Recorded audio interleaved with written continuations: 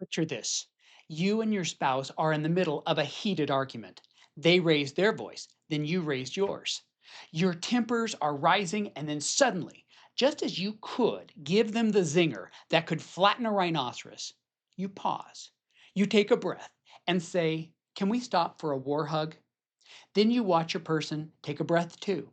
They may even do that blinking thing they do when they're surprised and have to switch gears mentally. But then it happens, a hug. And in that moment, you both put down your defenses. And instead of flinging words like flaming arrows, you embrace. Sound counterintuitive? Definitely. Effective? Absolutely. Let me explain. When we argue, our bodies and minds can go into a fight or flight mode. Our defenses go up, and it's easy to feel like we're on opposite teams. The war hug shifts that dynamic. It says, even though we're upset, we're still in this together. I heard about this from relationship expert Dr. Ryan Reyna. Here's how it works. When you feel the argument escalating, you can say, even though we're arguing, you're still important to me. When you're ready, I would like a war hug. Or if that's too much, you can just ask, war hug? And you physically embrace. Yes, even as you're angry. The goal isn't to solve the problem right then and there, but to remind each other that the relationship is more important than the argument. Now, before you try this, it's a good idea to talk to your spouse about what a war hug actually is.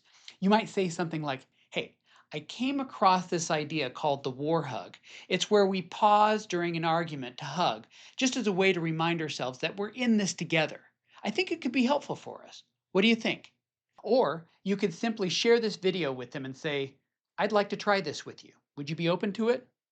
Once you've both agreed to the war hug concept, here's what you do during an argument. One of you says, "War hug?" And if the other agrees, you hug. Just stand there and let the tension melt, even if it feels awkward at first. In fact, awkward may be an understatement. When I'm angry and feeling dismissed or like I'm not enough, everything in me may be screaming to put up my fists, metaphorically speaking, not hold out my hands. So, why should I do it? Here are three benefits of the war hug. One, a hug tunes you in. Okay, yes, I guarantee you a hug is not an action that is attuned to the anger you are feeling in that moment when you're fighting. But I can also guess what you really want is not to be in that fight that leaves you feeling isolated.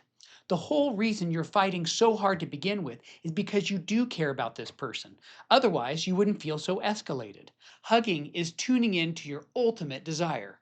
You want so much to be seen and understood by this person, you are willing to fight for the relationship. Hugging is a different way to convey how much they mean to you. And with a hug, you get to be held on a physical and an emotional level. Two, a hug resets. Every couple has a disagreement and blows it. Successful couples have ways they use to reconnect. A war hug tells you and your person what is really important. It helps soothe some of the pain of what you were just fighting about and cools tempers for the conversations ahead. It also says something profound about how you see your person and what you want for the relationship. It resets by setting the tone of how you approach conflict, not fighting against each other, but fighting for your relationship. Three, a hug is a drug. Research shows that physical touch releases oxytocin, sometimes called the bonding hormone. It can help calm your nervous system and reduce tension.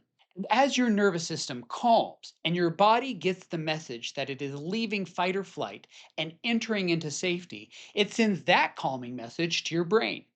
You're also creating a moment of connection. Your body is down regulating and getting an extra boost with co regulation.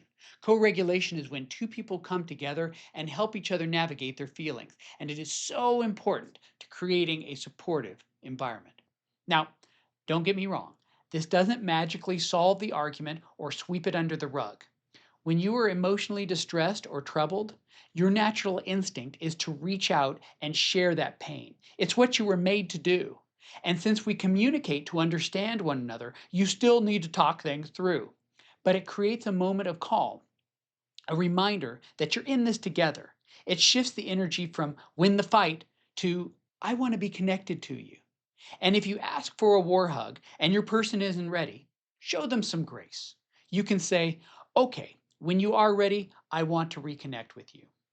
It isn't about ignoring the pain, it's about reassuring you both that you matter. So you can feel safer to share your hurt without it coming across like an angry porcupine and all your partner sees are your quills. The reality is, every relationship has disagreements, and it is so common for an argument to speed up, escalate, and then leave you both isolated.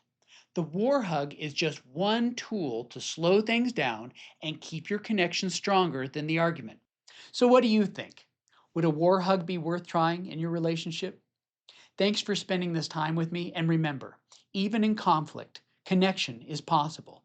Until next time, I'm rooting for you.